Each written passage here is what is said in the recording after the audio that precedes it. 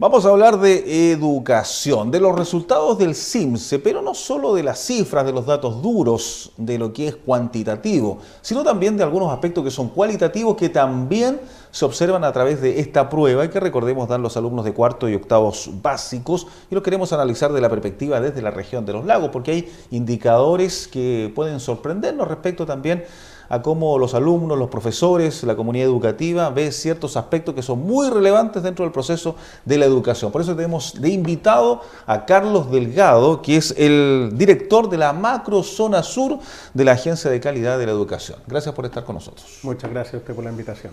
¿Cómo primero evalúan los resultados? Vamos a lo que es lo más obvio probablemente, que es los resultados, claro, generales, desde el punto de vista de lo que es matemática, de lo que es el lenguaje, etcétera, en términos de resultados comparados con la media nacional, por ejemplo. Bueno, mira, la prueba se tomó varias pruebas en realidad. Los niveles de cuarto básico, de octavo y de segundo medio. Matemática y lectura está en todos los niveles y en las otras, todo en octavo y en segundo medio, está ciencias naturales y ciencias sociales respectivamente. Ahora, los cuartos básicos tienen muy buenos resultados en todos. Los últimos años ha sido una tendencia ascendente en todos sus indicadores y esto quiebra un poco con la tendencia a la estabilidad que hay a nivel nacional. Y esa es una buena noticia para la región porque cuando los niños más pequeños están teniendo buenos resultados, ¿cierto? Es obvio que lo que esperamos es que en el futuro estos lo sigan manteniendo, si todo anda bien, digamos, claro. Van subiendo en los niveles educativos, mantengan a lo menos la fuerza, ¿cierto? Para seguir mejorando. En el caso de octavo, lamentablemente, aquí había una estabilidad a la baja, decimos nosotros, porque hay diferencias a la baja, pero que son estadísticamente no significativas, pues son un punto, 2 puntos. Entonces no son significativas desde el punto de vista estadístico. En segundo medio hay también a la suba, pero tampoco son muy significativos, 1 o 2 puntos de subir, digamos, entre un año y otro los últimos años, excepto en ciencias sociales donde está mal. En cambio en octavo está mal en las 3 pruebas que se dieron. Eso desde el punto de vista académico, que son los que más conocemos, digamos, y que la opinión pública más informa. Yo diría que tal vez la que tiene mayor importancia todavía en los colegios, a pesar de que han irrumpido estos últimos tiempos, producto de que la agencia ha ampliado la mirada sobre la calidad de la educación, lo que llamamos los indicadores de desarrollo personal y social. Y estos son la autoestima y motivación escolar, que es un indicador muy relevante en la formación integral de nuestros niños, es gatillador de aprendizaje en los niños que tienen una mejor autoestima, obviamente que tiene condiciones, se generan condiciones para el mejor aprendizaje, para el entusiasmo, con la continuidad de estudio, con la asistencia, etc. Después está el clima de convivencia también, que es un indicador también muy relevante para la generación de un ambiente de aprendizaje apropiado. También está la participación y la formación ciudadana. Aquí ha tenido altos y bajos, en la medida también en que va aumentando el nivel educativo, es decir, pasamos de cuarto a octavo y a segundo medio, se va deteriorando la participación. Los alumnos comienzan a tener menor entusiasmo con la participación en actividades por ejemplo, de ayuda a la comunidad, de participación en los grupos de scout, por ejemplo, o en otras instancias al interior del establecimiento y de la propia comunidad. Y el último es los hábitos de vida saludable, que es tal vez el más conocido últimamente por el impacto que esto ha tenido, porque en realidad no solamente en nuestra región, sino que también en todo el país es el indicador que tiene un mayor deterioro y que tiene un tremendo impacto en la calidad de vida de los estudiantes hoy día y de las personas mayores en el futuro, porque esto tiene que ver con eso, tiene que ver con la alimentación saludable, el tipo de alimentación que hoy día están teniendo los estudiantes, y eso tiene consecuencias, especialmente en la obesidad y obviamente, ¿cierto?, en todos los impactos que conocemos desde el punto de vista sanitario.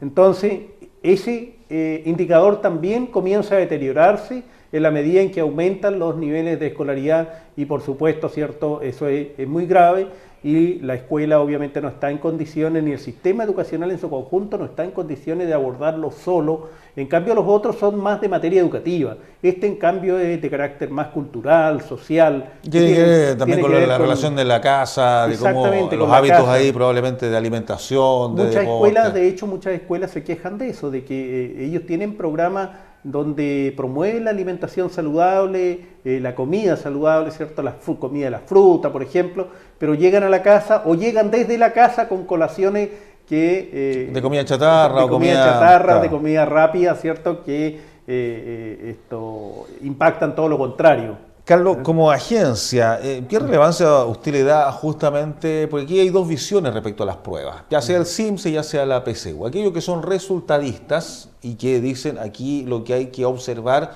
son los resultados y por ende hay que ver cómo evoluciona un colegio, cómo evoluciona un alumno de un año a otro, y porque ellos van a estudiar, por lo tanto tienen que tener buenas calificaciones y tienen que tener buenos resultados, ya sea en el CIMSE y cuando ya uno va a entrar a la universidad, los famosos resultados que muchas veces son odiosos de diferenciar entre el colegio público, lo que eran los antiguos particulares subvencionados y los particulares. Sin embargo, los resultados mandan, en el sentido de que efectivamente para llegar a una buena universidad hay que tener un buen resultado en la PSU.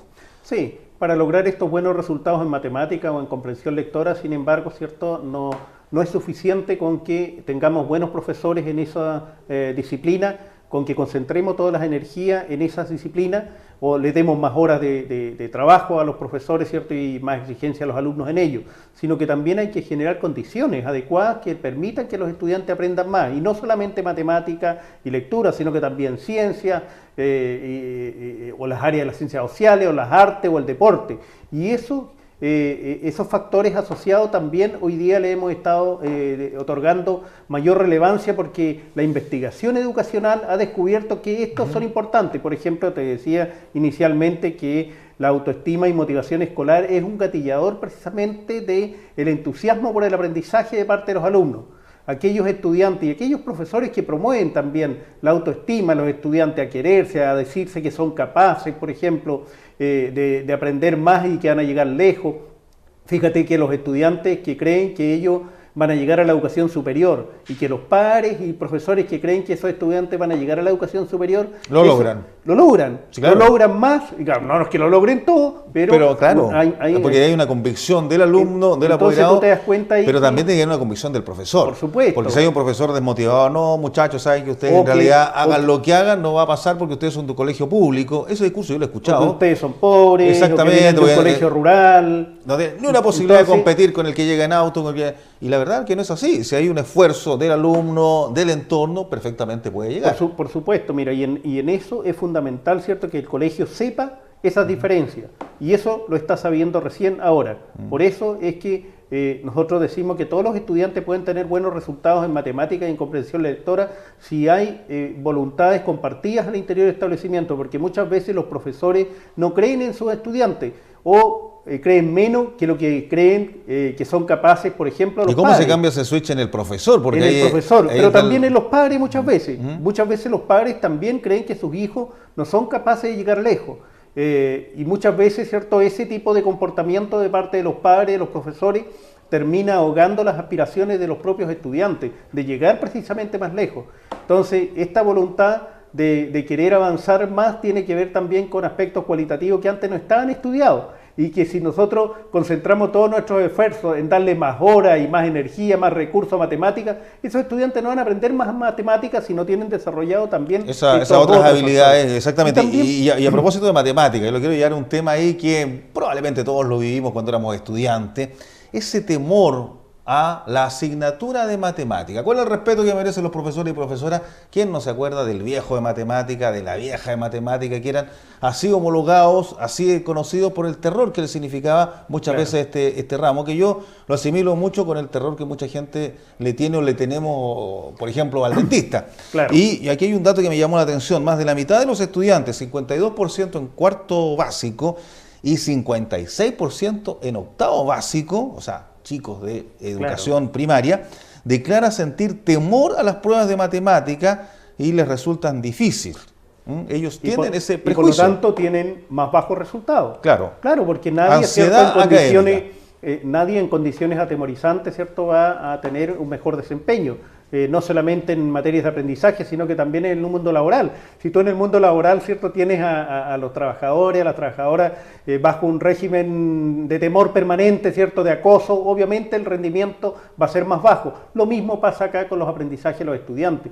Pero te das cuenta que estos factores que antes estaban escondidos, hoy día, claro, al ampliar la mirada sobre la evaluación... ¿Cómo se revierte eso, Carlos? Bueno, primero, ¿cierto?, dando a conocer esto, y agradezco... ¿Qué responsabilidad hay ahí probablemente de los profesores de matemáticas? Por supuesto, no solamente de los profesores, sino que también de toda la sociedad, porque antes era valorado, ¿cierto?, que el profesor de matemáticas sea como el profesor más exigente, porque era el más riguroso, era el que más retaba también a los estudiantes, ¿cierto? El que más rojos y colocaba. el que más rojo colocaba, exactamente. Entonces, era como una libreta de carnicería. Exactamente, entonces era signo como ser de buen profesor eso.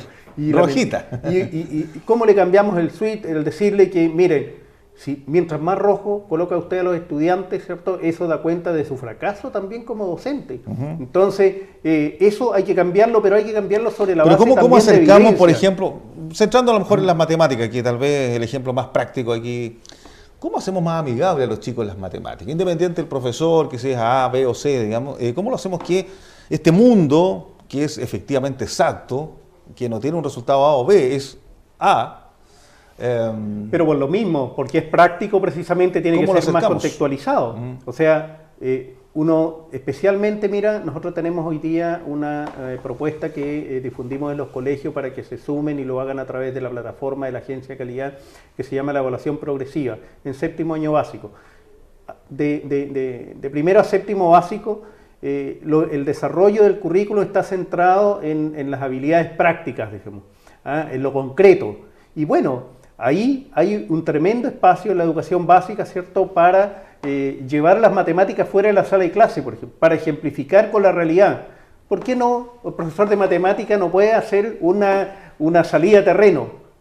Eso no se ve prácticamente, pero sí sale el de ciencia, ¿cierto?, sale el de arte. El profesor de matemática también puede salir a la ciudad, medir distancia, ubicar edificios, calcular materiales, por ejemplo. Entonces, el profesor de matemática tiene que cambiar un poco, y eso significa contextualizar la educación, especialmente en este periodo, ¿cierto?, donde los estudiantes también adquieren los hábitos para el estudio futuro y el afecto por la educación. Los indicadores que tú señalabas, el paso de cuarto a octavo, por ejemplo, en el temor de las matemáticas es tremendamente grande acá, precisamente porque en la medida que va aumentando el nivel educativo, las matemáticas se colocan más difíciles. Y por ende aumenta la ansiedad. Y después de séptimo, ¿cierto?, en la enseñanza media especialmente son matemáticas abstractas.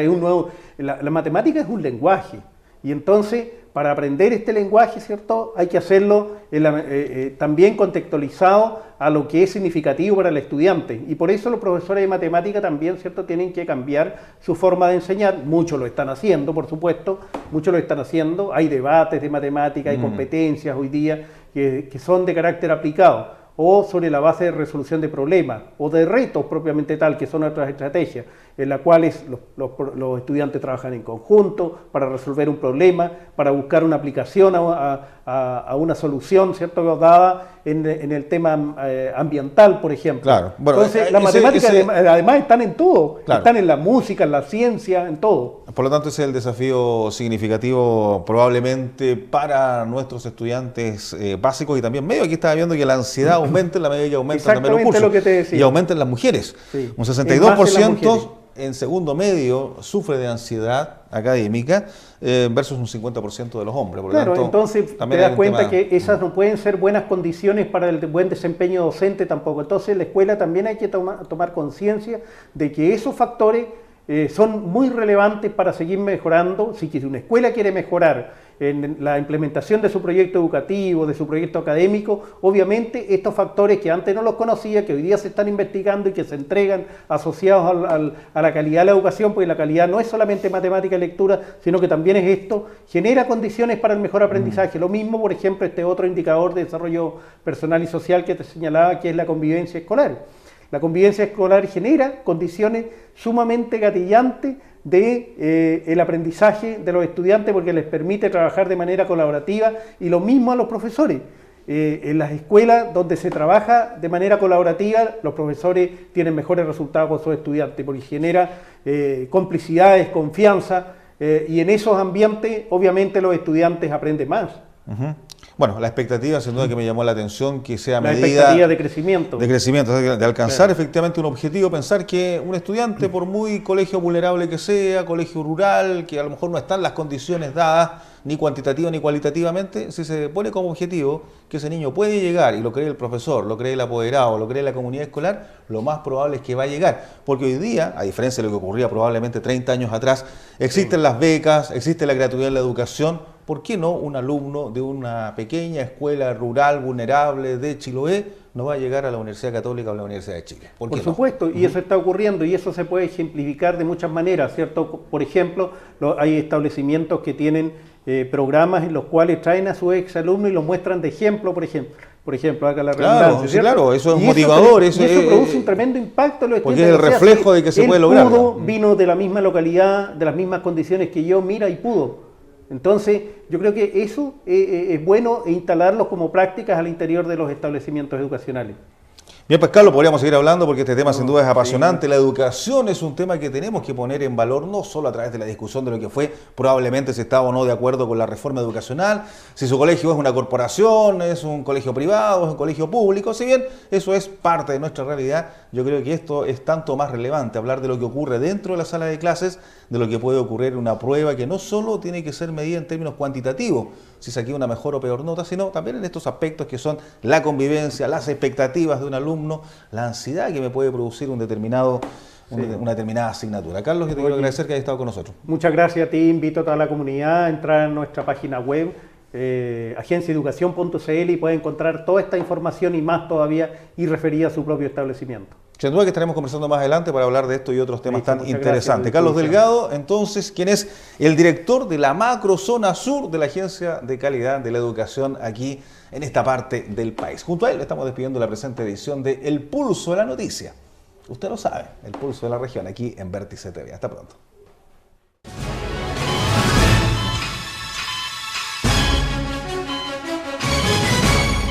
Vértice TV, con el alto auspicio de Universidad Austral de Chile, sede Puerto Montt, BTR y Centro de Desarrollo de Negocios Puerto Montt, presentó El Pulso de la Noticia.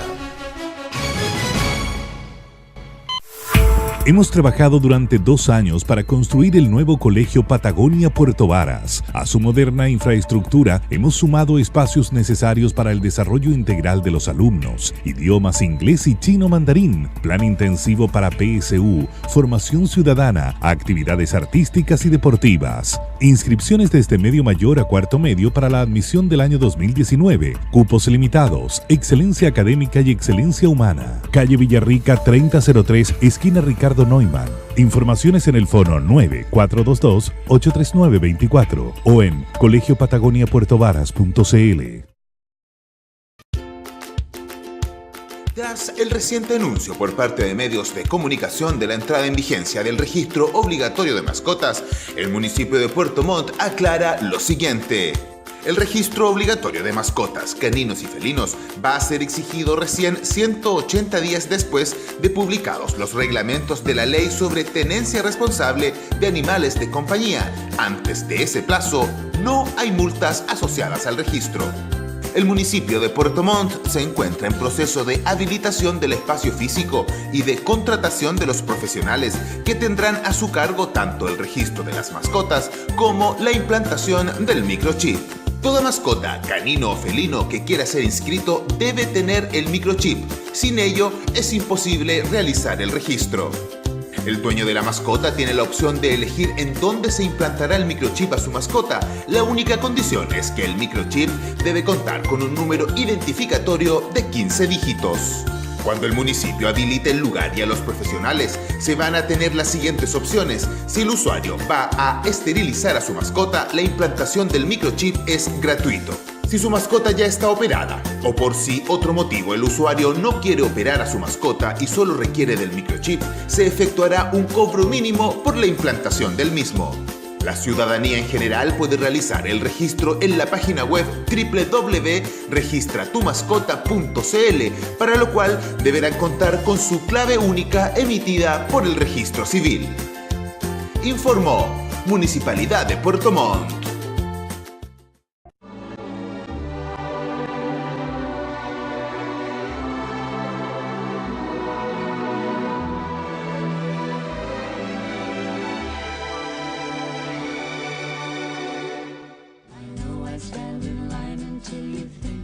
¿Cómo no lo vas a querer? Lo manejas los 365 días del año. Te protege del viento y la lluvia. Deja en su destino a quienes más amas. Y te espera todos los días para llevarte a tu hogar. Déjalo en un lugar donde lo cuiden como merece. SBT, estacionamientos subterráneos. Porque te preocupas de las ventas, de tus clientes y también de tus trabajadores, eres de los que están en todas. Y en BTR Negocios te entregamos las herramientas para que sigas avanzando. Para que estés más conectado, Internet Mega 400 más 2 líneas telefónicas. Y además te entregamos un call center exclusivo y servicio técnico express que va a tu negocio dentro de 8 horas hábiles. Contrata el doble pack Negocios Conectado Full a 39,990 pesos por 6 meses. BTR Negocios, vívelo hoy.